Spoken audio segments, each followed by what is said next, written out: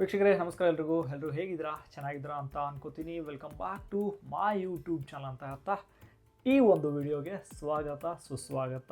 Already ನೀವು ಥಂಬ್ನೇಲಲ್ಲಿ ನೋಡಿರ್ತೀರಾ, matter ಏನನ್ನೋದು ಕೂಡ ನಿಮಗೆ ಗೊತ್ತಾಗಿರುತ್ತೆ. ಇತ್ತೀಚೆಗೆ ನಾನು ನನ್ನ ಫೇಸ್ಬುಕ್ ಪೇಜಲ್ಲಿ ಸಿಕ್ಕಾಪಟ್ಟೆ ಕೇವಲ ಮರ್ಡರು, ಎಕ್ಸ್ಟ್ರಾ ಮೆರಿಟಲ್ ಅಫೆನ್ಸು, ಬರೀ ಇಂಥದೇ ಕೇಸ್ಗಳ ಬಗ್ಗೆ ಚರ್ಚೆ ಮಾಡ್ತಾ ಇದ್ದೀನಿ, ಪೋಸ್ಟ್ಗಳನ್ನು ಹಾಕ್ತಾ ಇದ್ದೀನಿ. ಇದಕ್ಕೆ ಕಾರಣ ಏನಪ್ಪ ಅಂದರೆ, ನಿಮ್ಮ ನಡುವೆ ನಮ್ಮ ಸಮಾಜದಲ್ಲಿ ನಡೀತಾ ಇರುವಂಥ ಘಟನೆಗಳ ಬಗ್ಗೆ ನಮಗೆ ಅರಿವಿರಬೇಕು. ಆ ಘಟನೆಗಳಿಂದ ಏನೇನು ತೊಂದರೆ ಆಗ್ತಾ ಇದೆ, ನಾನು ಅದಕ್ಕೆಲ್ಲ ಫೈನಲಲ್ಲಿ ಕನ್ಕ್ಲೂಷನ್ ಕೊಡ್ತೀನಿ.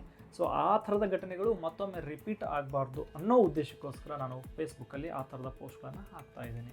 ಒಂದು ಎಕ್ಸಾಂಪಲ್ ಅನ್ನೋದಾದರೆ ಈ ಒಂದು ಘಟನೆಯನ್ನು ನಾವು ತಗೋಬೋದು.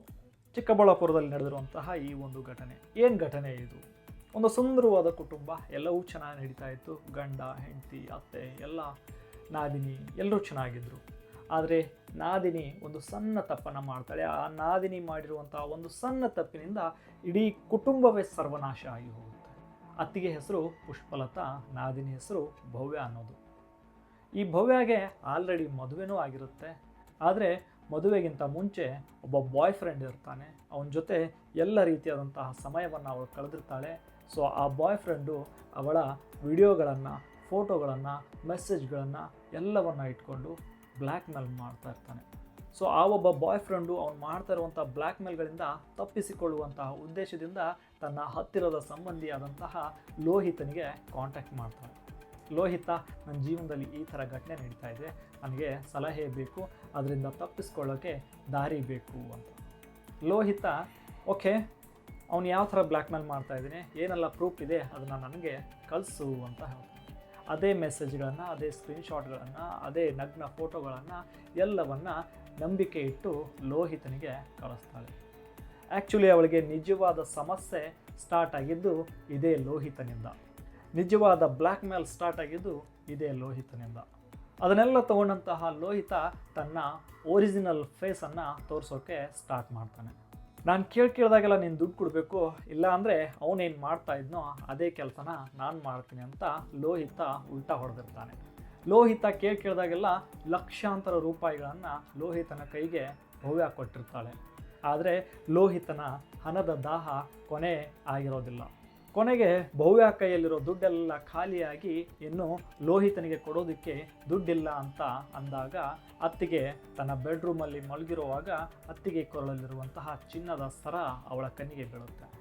ಅನ್ನ ಮನೆಯಲ್ಲಿರಲ್ಲ, ಮನೆಯಲ್ಲಿ ಎಲ್ಲರೂ ಒಂದು ಟ್ರಿಪ್ ಹೋಗಿರ್ತಾರೆ. ಆವಾಗ ಅತ್ತಿಗೆ ಬೆಡ್ರೂಮಲ್ಲಿ ಮಲಗಿರ್ತಾಳೆ. ತಕ್ಷಣ ಲೋಹಿತನಿಗೆ ಕರೆ ಮಾಡಿ, ಬಾ ಲೋಹಿತ, ಈ ಥರ ಇದೆ ಅಂತ ಲೋಹಿತನಿಗೆ ಮಾಹಿತಿಯನ್ನು ಕೊಟ್ಟಿರ್ತಾಳೆ. ಈ ಲೋಹಿತ ಮತ್ತು ಭವ್ಯ ಇಬ್ಬರೂ ಸೇರಿ ಅತ್ತಿಗೆ ಕಥೆಯನ್ನು ಸೂಕ್ಷ್ಮವಾಗಿ ತಲೆದಿಂಬಿನಿಂದ ಮುಗಿಸ್ಬಿಟ್ಟಿರ್ತಾರೆ. ಪೊಲೀಸ್ ಇನ್ವೆಸ್ಟಿಗೇಷನ್ ಕೂಡ ನಡೆಯೋಕ್ಕೆ ಸ್ಟಾರ್ಟ್ ಆಗುತ್ತೆ. ಆವಾಗ ಭವ್ಯ ಒಂದು ಕಥೆಯನ್ನು ಸೃಷ್ಟಿ ಮಾಡ್ತಾಳೆ. ನಾವೆಲ್ಲರೂ ಮಲಗಿದ್ವಿ, ಆವಾಗ ಹೊರಗಡೆಯಿಂದ ಕಳ್ಳರು ಬಂದರು, ಯಾರೋ ಸ್ಪ್ರೇ ಮಾಡಿದ್ರು, ಆವಾಗ ನಾವೆಲ್ಲ ಮೂರ್ಛೆ ಹೋದ್ವಿ. ಎದ್ದು ನೋಡಿದಾಗ ಅತ್ತಿಗೆಯ ಸ್ಥಿತಿ ಹಾಗಾಗಿತ್ತು. ಅತ್ತಿಗೆ ಕೊರಳಲ್ಲಿರೋ ಚಿನ್ನದ ಸರ, ಕಿವಿಗೋಲೆ ಎಲ್ಲವೂ ಮಾಯ ಆಗಿತ್ತು ಅಂತ ಭವ್ಯ ತಾನೇ ಸೃಷ್ಟಿ ಮಾಡಿರುವಂತಹ ಒಂದು ಕಥೆಯನ್ನು ಪೊಲೀಸರ ಮುಂದೆ ಹೇಳಿರ್ತಾಳೆ. ಎಲ್ಲ ಆ್ಯಂಗಲ್ಗಳಲ್ಲಿ ಇನ್ವೆಸ್ಟಿಗೇಷನ್ ಮಾಡಿದಂತಹ ಪೊಲೀಸರಿಗೆ ಒಂದೇ ಒಂದು ಸುಳಿವು ಕೂಡ ಸಿಗೋದಿಲ್ಲ. ಅದಕ್ಕೋಸ್ಕರ ಈ ಭವ್ಯಾಳನ್ನೇ ಎತ್ಕೊಂಡೋಗಿ ತಮ್ಮದೇ ಸ್ಟೈಲಲ್ಲಿ ಇನ್ವೆಸ್ಟಿಗೇಟ್ ಮಾಡ್ತಾರೆ. ಆವಾಗ ಇರೋ ಸತ್ಯವನ್ನೆಲ್ಲ ಬಾಯಿ ಬಿಡ್ತಾಳೆ ಈ ಭವ್ಯ. ಭವ್ಯ ಮಾಡಿರುವಂತಹ ಈ ಒಂದು ತಪ್ಪಿನಿಂದ ಇಡೀ ಕುಟುಂಬವೇ ಸರ್ವನಾಶ ಆಯಿತು. ಕ್ಷಣಿಕ ಸುಖ, ಕ್ಷಣಿಕ ಮುಂಗೋಪದಿಂದ ಎಲ್ಲವೂ ಸರ್ವನಾಶ ಆಗಿ ಹೋಯಿತು. ವೀಕ್ಷಕರೇ, ಈ ಒಂದು ಕಥೆಗಳಿಂದ, ಈ ಒಂದು ಘಟನೆಗಳಿಂದ ನಾವು ಏನನ್ನ ಕಲಿಬೋದು ಅನ್ನೋದಾದರೆ, ನಾವು ಯಾವುದೇ ಒಳ್ಳೆಯ ಕೆಲಸ ಮಾಡೋದಾಗಿರ್ಬೋದು, ಯಾವುದೇ ಕೆಟ್ಟ ಕೆಲಸ ಮಾಡೋದಾಗಿರ್ಬೋದು, ಫ್ಯೂಚರಲ್ಲಿ ಅದರ ರಿಸಲ್ಟ್ ಏನಾಗಬಹುದು ಅನ್ನೋದನ್ನು ಮೊದಲೇ ನಾವು ಯೋಚನೆ ಮಾಡಿಕೊಂಡು ಅದಕ್ಕೆ ಸ್ಟಾರ್ಟ್ ಮಾಡಬೇಕಾಗುತ್ತೆ. ಒಂದು ಇಡೀ ಕುಟುಂಬವೇ ಸರ್ವನಾಶ ಆಗಿ ಹೋಯಿತು.